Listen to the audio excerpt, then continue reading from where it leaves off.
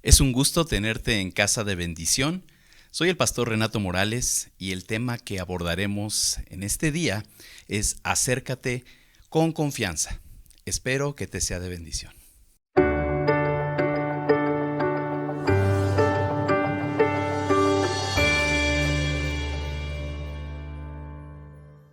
Un error muy común que cometemos todos es que cuando llegan los problemas a nuestra vida, muchas veces corremos en dirección contraria a Dios, es decir, nos alejamos. Y otra, ya sea por problemas o por también algunas conductas de pecado en nuestra vida. Ahora, esto sucede por dos razones. La primera es porque muy seguramente desconocemos lo que las Escrituras dicen al respecto. Y la otra, por deducciones o de decisiones propias, que obviamente es un error muy común que cometemos. Culpamos a Dios de nuestra situación o no nos creemos merecedores de estar a su lado. Hoy entenderemos lo que Dios quiere para nosotros como personas y también como iglesia. El pasaje que nos estará dando apoyo para esta enseñanza lo encontramos en la carta a los Hebreos, en el capítulo 10 y los versos 11 al 25. Le voy a dar lectura a la versión NBI. Tú puedes corroborar esta lectura ahí en casa con la versión que tú tengas, o si tienes acceso a esta versión NBI sería muy útil. Dice así: todo sacerdote celebra el culto día tras día, ofreciendo repetidas veces los mismos sacrificios, que nunca pueden quitar los pecados. Pero este sacerdote, después de ofrecer por los pecados un solo sacrificio para siempre, se sentó a la derecha de Dios, en espera de que sus enemigos sean puestos por estrados de sus pies. Porque con un solo sacrificio ha hecho perfectos para siempre a los que está santificando. También el Espíritu Santo nos da testimonio de ello. Primero dice: este es el pacto que haré con ellos. Después de aquel tiempo, dice el Señor, pondré mis leyes en su corazón y las escribiré en su mente. Después añade: y nunca más me acordaré de sus pecados y maldades. Y cuando estos han sido perdonados, ya no hace falta otro sacrificio por el pecado. Así que, hermanos, mediante la sangre de Jesús tenemos plena libertad para entrar en el lugar santísimo, por el camino nuevo y vivo que Él nos ha abierto a través de la cortina, es decir, a través de su cuerpo. Y tenemos además un gran sacerdote al frente de la familia de Dios. Acerquémonos pues a Dios con corazón sincero y con la plena seguridad que da la fe, interiormente purificados de una conciencia culpable y exteriormente lavados con agua pura. Mantengamos firme la esperanza que profesamos, porque fiel es el que hizo la promesa. Preocupémonos los unos por los otros a fin de estimularnos al amor y a las buenas obras. No dejemos de congregarnos como acostumbran hacerlo algunos, sino animémonos unos a otros, y con mayor razón ahora que vemos que aquel día se acerca. Aquí podemos ver un verdadero contraste entre la obra de Jesús y lo que los sacerdotes intentaban hacer. Dice el versículo 11 que los sacrificios de los sacerdotes no podían quitar el pecado. Y más adelante dice en el 12 al 14 que Jesucristo, con un solo sacrificio lo pudo lograr. Hay un misterio en la frase que encierra el verso 14, cuando dice que nos hizo perfectos para siempre a los santificados. Y esto muchas veces choca en nuestra mente, porque nosotros mismos ponemos estándares demasiado altos para poder acercarnos a Dios sin tomar en cuenta lo que Jesús ha hecho por nosotros. Él dice aquí la palabra que nos hizo perfectos, y esto debemos de creerlo. Pero ¿cómo puede ser esto verdad? ¿De qué se trata? ¿Por qué esto choca en nuestras mentes cuando vemos tanta imperfección en nosotros mismos? Debemos recordar que vivimos en dos dimensiones. Una es la terrenal y otra es la espiritual. Y espiritualmente Jesús ya lo hizo todo. por nosotros. Consumado es.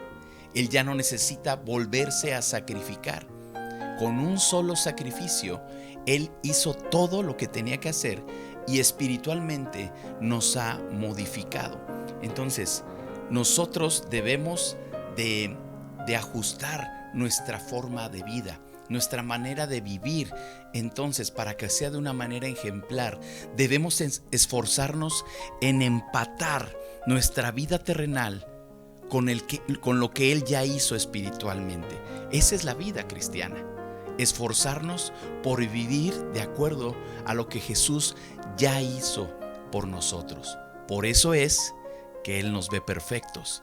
Por eso es que Él nos ve santos. Por eso es que Él ya ve su obra terminada en nosotros. Y así es como nosotros mismos debemos de aprender a vernos. En los versículos 15 al 18, Dios nos otorga un perdón, y es un perdón verdadero. Sin embargo, llama nuestra atención que menciona que Dios decide olvidarse de nuestro pecado. Y esto no quiere decir que Él ya no tenga memoria, sino que Él decide no acordarse de nuestros pecados. Hay una definición que cubre exactamente la enseñanza que queremos dar respecto al perdón, y dice que perdonar es no traer al presente el pasado. Eso es lo que hace Dios por nosotros. Él no se acuerda de nuestro pecado. Una vez que nosotros lo confesamos, Él decide no acordarse de ello. Y muchas veces nosotros vamos por la vida descuidando nuestra manera de vivir, y tenemos que recordar que tenemos ese acceso directo a Él y el perdón de nuestros pecados. Él nos deja esa carta abierta para que podamos acercarnos, confesar nuestro pecado y mantener de esa manera nuestra buena relación con Él. Y eso también nos enseña qué es lo que nosotros debemos hacer una vez que decidimos perdonar a alguien. No acordarnos de las ofensas, no acordarnos de las heridas, y decidir otorgar el perdón. Ese es el perdón que Dios nos ofrece. En los versículos 19 al 21 se nos dice que tenemos una libertad total para podernos acercar a ese lugar santísimo. Dice: así que, hermanos, mediante la sangre de Jesús tenemos plena libertad para entrar en el lugar santísimo, por el camino nuevo y vivo que Él nos ha abierto a través de la cortina, es decir, a través de su cuerpo, y tenemos además un gran sacerdote al frente de la familia de Dios, recordando lo que Él hizo por nosotros precisamente cuando Él muere y resucita. Pero cuando Él muere en la cruz, en ese momento nos narra la Escritura que el velo fue rasgado. Por eso dice a través de la cortina. Y eso nos da el simbolismo de que tenemos acceso al lugar santísimo. Dios pudo hacerlo, Jesús pudo hacerlo, y tenemos esa plena libertad para podernos acercar. Así es que vamos a ver precisamente en los versículos siguientes algunos consejos que nos deben de quedar a nosotros personalmente y como iglesia, para poder acercarnos con toda confianza a Dios. Así que vamos a ver 4 recordatorios que nos ayudarán a esto. El verso 22 nos habla de que debemos acercarnos con un corazón sincero. Acercarnos a Dios de manera abierta, ya que Él lo conoce todo. Sinceramente tenemos que acercarnos sabiendo que Él conoce nuestra vida, que Él conoce nuestros errores. Así es que debemos acercarnos. Cuando alguien nos pide acércate con confianza, pues si no lo conocemos, tal vez no brindamos toda esa confianza, ¿verdad? Pero si es un amigo, alguien cercano, y te dice acércate confiadamente, vamos, escuchamos, atendemos. Dios quiere esa relación íntima con nosotros. Por eso te dice, acércate con un corazón sincero.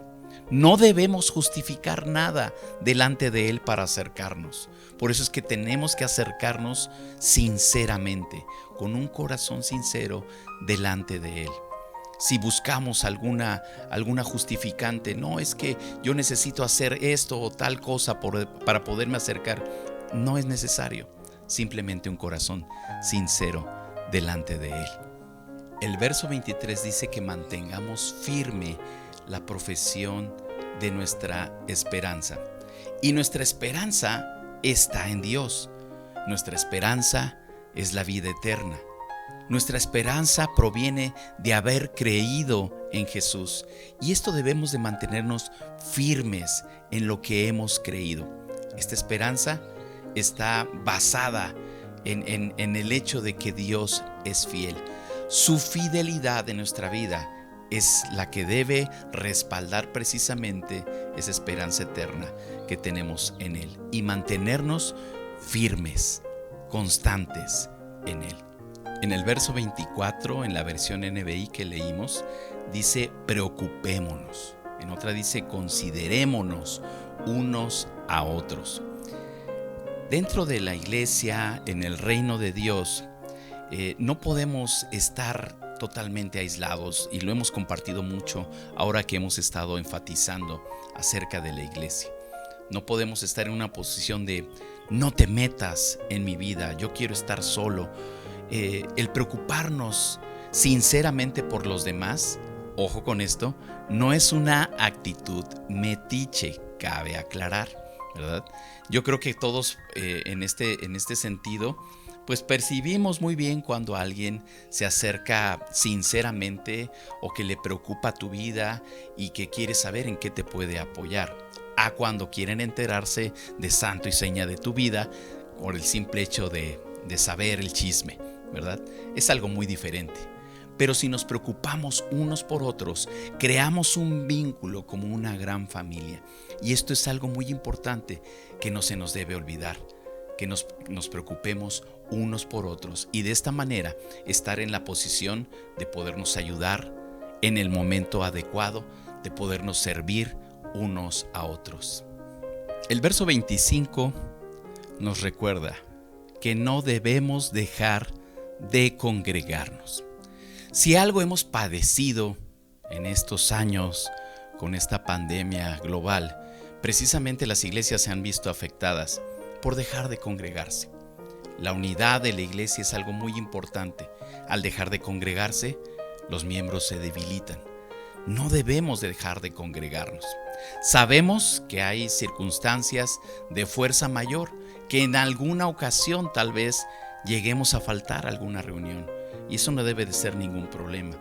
Pero cuando ya es una costumbre, entonces sí. Aquí dice, como algunos pueden tener la costumbre de dejar de congregarse. Y esto es una exhortación a no hacerlo. Es algo que nos debe de dejar el mensaje de esforzarnos todo lo que podamos para no dejar de congregarnos. Porque este es el deseo de Jesucristo para su iglesia, no dejar de congregarnos. Esto nos bendice, esto nos ayuda y nos da una explicación. Dice, con mayor razón porque aquel día se acerca. Y esto lo podemos entender en dos vertientes. Una, el día del regreso de Jesús o del juicio o del fin de los tiempos. Tenemos que estar unidos y creciendo en nuestra fe. Pero también ese día que tú vas a tener necesidad, ese día de tu tribulación, ese día de tu sufrimiento, necesitas estar unido y contar con la familia espiritual en donde Dios te ha puesto. Con mayor razón, si aquel día se acerca. ¿Cuándo van a venir las pruebas, las tribulaciones? O simplemente también, ¿cuándo va a venir Jesús? No lo sabemos.